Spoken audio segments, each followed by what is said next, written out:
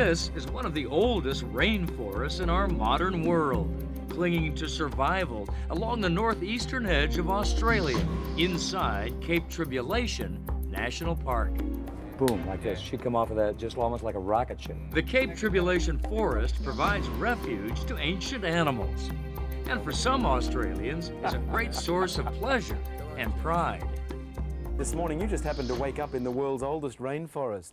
Peter Farrell loves to interpret Cape Tribulation and its world-renowned aquatic neighbor, the Great Barrier Reef. And out there the sun could be shining, yay! Oohs and ahs come easily along the reef, the largest coral reef system on Earth. Now look up at the horizon. Getting to know the locals below the water and above is a lot of fun, especially in the company of those who seek to protect this wild yet vulnerable kingdom. From San Francisco, Australia is a 14-hour plane ride southwest across the Pacific Ocean, 17 time zones away.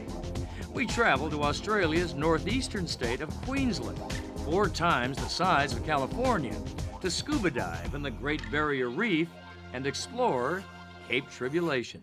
We're cruising up Cooper's Creek in Cape Tribulation National Park in Australia, and we are surrounded by one of the oldest rainforests on Earth. A dinosaur's once prowled rainforest that looked just about like this. Of course, the dinosaurs are gone, but today this is the home to some other animals with very big teeth. They might be hard to spot at first, blending into the sand, just their eyes visible above the water. But that suits crocodiles just fine. They're the biggest predator we got in Australia, so they do deserve quite a lot of respect, yeah? And they're given a lot of respect by Ernie Dillon, who operates Cooper's Creek Wilderness Tours, the only tour boat allowed here. This crocodile over here seems actually a little smaller to me than I might have expected. How big is she? She's about 2.5 meters, yeah? Yeah, 2.5 meters and probably 15, 16 years old. Don't be fooled by their seemingly lackadaisical demeanor.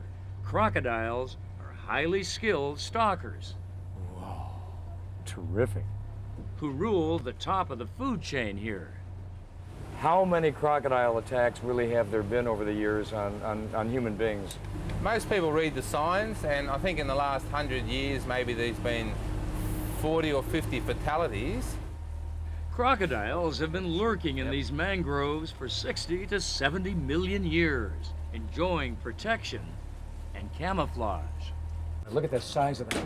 Holy cow. Ernie, why is his mouth open? They cool their brain down when they're sunning themselves, yeah? While crocodiles are solitary and elusive, these denizens of the rainforest are downright sociable. Come on, Jasper. What do you want to do, Jasper? You're more interested in this. It's called a camera. Jasper and his companions are fruit bats. And Hugh Spencer is the director of the Australian Tropical Research Foundation, headquartered at Cape Tribulation. And what do they eat here? What's their role out here in the forest? the role out here in the forest is basically flying fruit dispersers.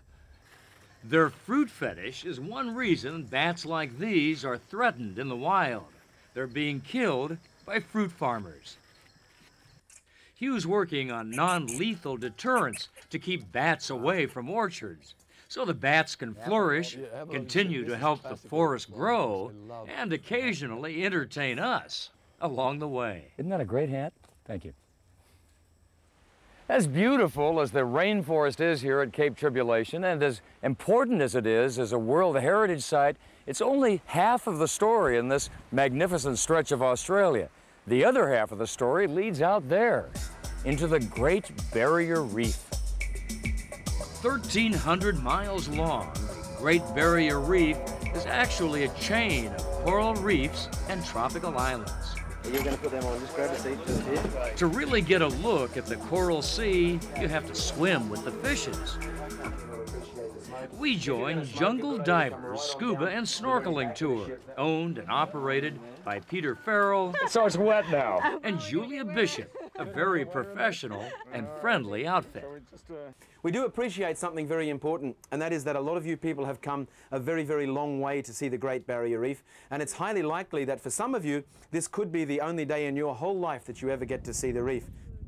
It's a wonderful outing for all ages and abilities. And even before we reach our dive destination, we're treated to an unexpected sight.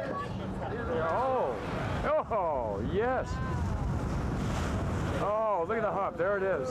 Oh, yeah. A southern humpback whale and its newborn baby. Oh, and the baby right there, too.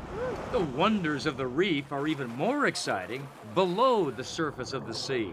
Beautiful, very, very beautiful. There are more than 400 species of coral here and 1,500 varieties of fish. We saw a blue spotted stingray, a giant clam which can trap a human underwater, a blue sea star, and a clownfish swimming in the arms of a vibrant soft coral. You feel like it is a gem of the world.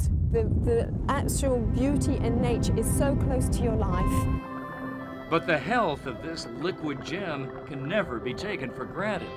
To survive, it depends on clean water passed from the forest above. All living things in the forest and the reef need each other. The Great Barrier Reef. And people to care for them. Come on, Jess. Fortunately, a few are showing us how. Doug McConnell, News Center 4. Jasper.